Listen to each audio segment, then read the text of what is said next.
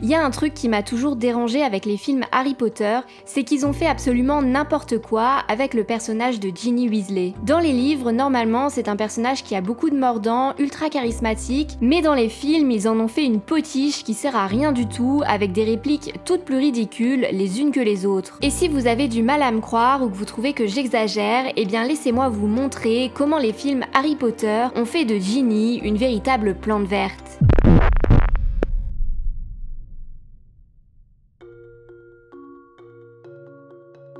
Dans les livres, bien que Ginny soit la plus jeune d'une fratrie de 7 enfants et qu'elle soit la seule fille, celle-ci ne se laisse pas faire par ses frères et a du caractère. Par exemple, lorsque Ron la voit embrasser son petit ami Dean et critique son comportement, Ginny n'hésite pas à remettre son frère à sa place en lui disant « Mettons les choses au clair une bonne fois pour toutes. Ce n'est absolument pas tes affaires avec qui je sors ou ce que je fais avec eux, Ron. » Autre exemple, comme ses frères dédaignaient son amour pour le Quidditch et ne la laissaient pas s'entraîner avec eux parce que selon eux c'est un sport de garçon, Ginny volait régulièrement leur balai dans leur dos pour s'entraîner. Bref, une vraie casse-cou et ça, moi, j'adore. Malheureusement, ce comportement audacieux et sa répartie ne sont guère montrés dans les films. Et Ginny a au contraire souvent droit à des répliques très niaises, surtout quand elle parle à Harry. Par exemple, dans Le Prince de Sang Mêlé, Ginny accompagne Harry pour cacher le manuel de potions du Prince de Sang Mêlé et lui dit « Prends ma main ». Alors habituellement, je suis une grande fan de films d'amour, donc quand il y a une scène de romance entre deux personnages, normalement j'adore, mais là je trouve ça tellement cucu que je peux à peine regarder la scène. Et c'est tellement dommage parce que dans les livres, Ginny ne manque habituellement pas de répondants et d'humour. Par exemple, toujours dans Le Prince de Sang Mêlé, lorsque Romilda Vane lui demande si c'est vrai qu'Harry a un tatouage d'hippogriffe sur la poitrine, Ginny lui rétorque qu'il s'agit en fait d'un magar à pointe parce que c'est, je cite, beaucoup plus macho. Et Harry l'en remercie et lui demande « Tu lui as dit que Ron aussi avait un tatouage ?» Ce à quoi elle répond « Oui, un boursouflé, mais je n'ai pas précisé où. » Bref, c'est ce genre de réplique qu'il fallait donner à Ginny dans le film. D'ailleurs, je comprends même pas qu'ils aient pas gardé cet échange sur le prétendu tatouage d'Harry, tellement je le trouve fantastique. Autre exemple, dans le même livre, du tempérament quelque peu féroce et audacieux de Ginny, alors qu'elle dispute un match de Quidditch contre Serpentard, la sorcière n'apprécie guère certaines remarques du commentateur, Zacharias Smith, alors elle fonce avec son balai vers l'estrade de celui-ci, qu'elle percute de plein fouet. Bref, Ginny a du tempérament et faut pas l'énerver. Mais dans les films, en dehors d'un énorme bouclé-là à l'équipe de Quidditch lorsque Harry n'arrive pas à obtenir le silence pour s'exprimer, on peut pas vraiment dire que Ginny soit un personnage particulièrement drôle ou affirmé. Et j'ai pas envie de vous dire que c'est parce qu'elle manque d'occasion de le montrer, parce que le peu de scènes qu'elle a, c'est déjà tellement un massacre en termes de répliques niaises. Bref, aussi, si dans le film on voit que Ginny fait partie des personnages qui soutiennent Harry et qui l'accompagnent courageusement lors des combats, elle fait quand même très plante verte et ne se distingue guère des autres sorciers que par un sort ou deux dont nous reparlerons. Pourtant, dans les livres, Ginny joue un rôle beaucoup plus important puisque lorsque Harry, Ron et Hermione partent pour trouver et détruire les Horcruxes de Voldemort, Ginny va devenir une véritable leaduse avec Neville et Luna en rétablissant l'armée de Dumbledore, initialement créée par Harry, Ron et Hermione pour se protéger des Mange-Morts qui enseignent alors à Poudlard. Ils vont notamment sortir en cachette la nuit et écrire des messages de résistance sur les murs du château, et ils essaieront aussi de récupérer l'épée de Godric Gryffondor. Malheureusement, tout ça est clairement survolé dans les films.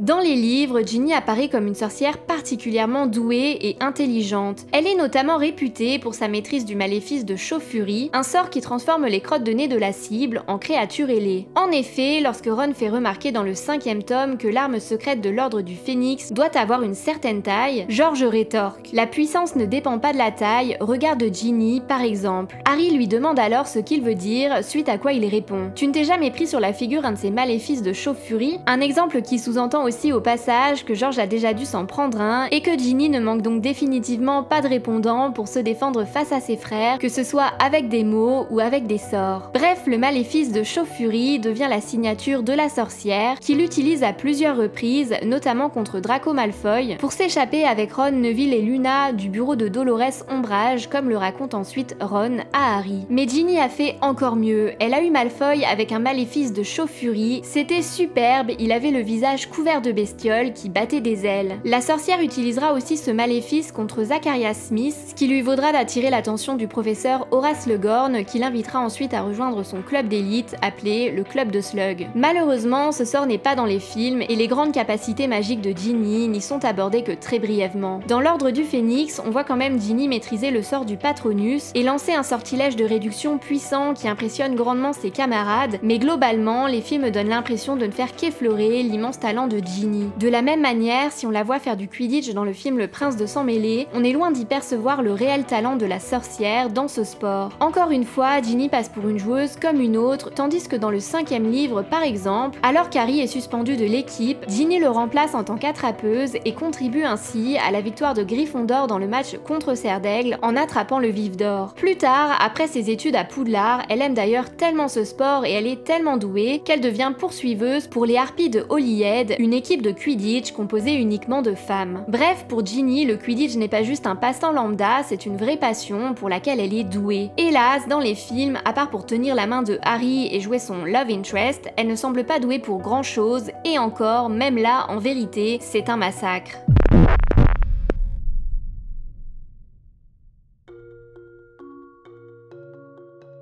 Dans les livres comme dans les films, Ginny est amoureuse d'Harry depuis sa première année à Poudlard, mais cet amour ne devient réciproque que quelques années plus tard, à partir du Prince de Sang Mêlé. Cependant, les points communs semblent s'arrêter là pour ce qui est de la relation amoureuse d'Harry et de Ginny dans les livres et dans les films. Par exemple, dans le livre, le premier baiser entre les deux personnages a lieu dans la salle commune de Gryffondor après une victoire de leur équipe de Quidditch. Ginny s'avance alors pleine de détermination vers Harry et lance ses bras autour de son cou, après quoi celui-ci l'embrasse devant tout le monde. Bref, normalement c'est la scène un peu mythique du couple. Sauf que dans le film, elle passe totalement à la trappe et à la place, on a droit à un petit baiser timide de Ginny dans la salle sur demande, à l'abri des regards. Mais si la scène est tout au plus mignonne, on est loin de retrouver la même passion amoureuse que dans les livres, avec un Harry tellement épris qu'il l'embrasse devant son frère avant même de s'inquiéter de la réaction de celui-ci. Bref, il agit avant de réfléchir, et si ça c'est pas une vraie preuve d'amour, alors je ne sais pas ce que c'est. Bon, ceci dit, dans les livres, la romance est tout de même loin d'être le sujet principal de l'histoire, mais elle en fait tout de même partie et elle est beaucoup mieux développée. Et si l'autrice ne donne pas de détails explicites quant à celle-ci, elle laisse cependant entendre qu'ils ont une relation passionnée, puisque par exemple, ils se faufilent dans des recoins cachés de l'école, s'embrassent dès qu'ils le peuvent et se font des pique-niques au bord du lac. Bref, ils ont le comportement typique d'adolescents amoureux. De plus, avec Ginny qui est déjà très populaire et Harry qui a vu sa propre popularité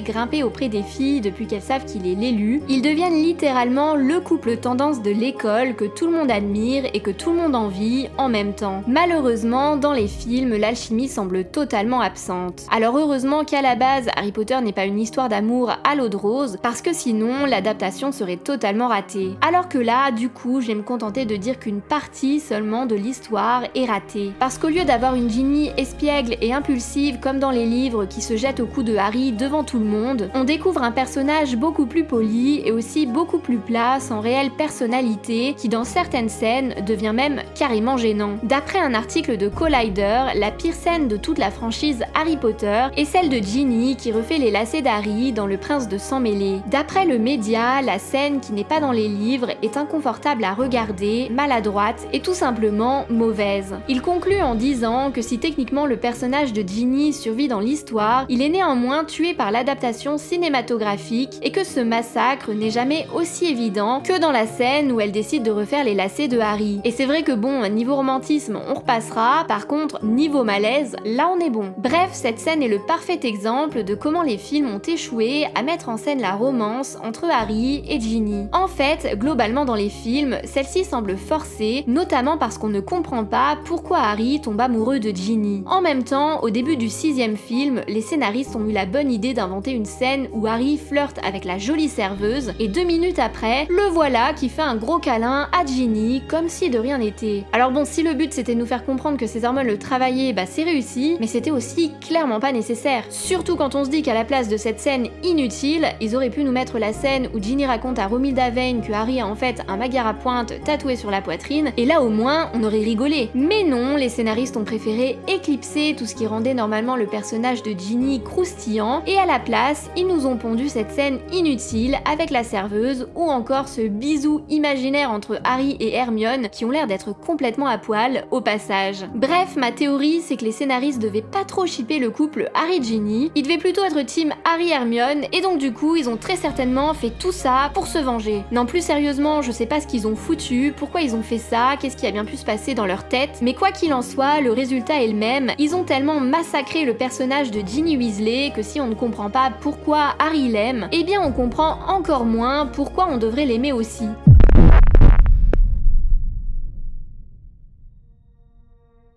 Alors s'il est évident qu'il est compliqué de raconter en 2 heures de film des romans pouvant aller jusqu'à 900 pages, c'est toutefois dommage que le personnage de Ginny en ait autant fait les frais. D'autant que s'il n'était bien sûr pas possible de tout raconter du personnage, qui reste en plus un personnage secondaire, il suffisait peut-être simplement de déjà écrire ces scènes de manière plus fidèle au livre, plutôt que d'en ajouter de nouvelles qui au final ont totalement ruiné le personnage. Bonnie Wright, qui a interprété le personnage de Ginny tout au long de la saga, a elle-même déclaré à ce sujet dans le podcast Inside of You en 2023. There was anxiety towards performing and doing the best thing, as the pressure, like as my character built, for instance. Yeah. It's like, oh gosh, will I do justice to this rock character that people love, you know? So that was always kind of hard to do, especially when, you know, inevitably a lot of the scenes of every character kind of was chopped down from the book to the film. So you kind of didn't really have as much to show in the film. So sometimes that was a little disappointing because there were parts of the character that just didn't get to come through because there weren't the scenes to do that. So that made me feel like a bit anxious or just frustrated, I guess. Yeah. I mean, there was just no room for much change in those scripts. Do you know what I mean? It's like there was a million executives like going through them all. And I think what I maybe took, which I don't take so much to heart now, is I kind of felt that like maybe my anxiety was about like, oh, I'm going to be seen as like badly portraying this character, rather than later realizing, well, I wasn't really given the opportunity to do that. So it wasn't really my fault exactly. Yeah. And you know, when fans do share that disappointment and they do it in a way that like, we know it wasn't you know, we just wanted more of you. Aussi, dans une interview pour Variety en 2024, l'actrice a déclaré à propos de ce qu'elle aimerait trouver dans la nouvelle adaptation de la saga prévue par HBO dans les années à venir. Tellement de choses, plus de développement de la relation entre Ginny et Harry. Il y a des moments subtils où il commence à tomber amoureux. Je pense à cette évolution de son personnage où elle devient une partenaire fidèle pour Harry et comment elle comprend et connaît vraiment son histoire et qui il est et quelle est la meilleure personne pour lui. J'espère donc qu'on pourra voir cette évolution du personnage et de tant d'autres. Si seulement on avait pu avoir des films de 5 heures, il y a tellement de personnages qui ont des moments que j'adore dans les livres, Neville et Luna, donc en tant que fan des livres, j'espère en voir plus. Alors à voir maintenant si la nouvelle adaptation d'HBO rendra davantage justice au personnage de Ginny que les films, mais personnellement, je me dis qu'en tout cas, il sera difficile de faire pire. En vrai, je trouve ça tellement dommage parce que j'adore le personnage de Ginny dans les livres, je la trouve super drôle et charismatique, mais malheureusement quand je regarde les films, j'ai l'impression de voir un tout autre personnage qui n'aurait gardé de sa palette de couleurs initiale que la rousseur de sa chevelure. Bref, et sinon, si vous voulez découvrir un autre personnage, cette fois-ci issu de l'univers de Disney, qui semble sur le point d'être totalement ruiné dans une nouvelle adaptation cinématographique, je vous invite à découvrir ma vidéo sur Blanche-Neige. Et sur ce, je vous remercie d'avoir regardé cette vidéo et je vous dis à très bientôt pour une prochaine.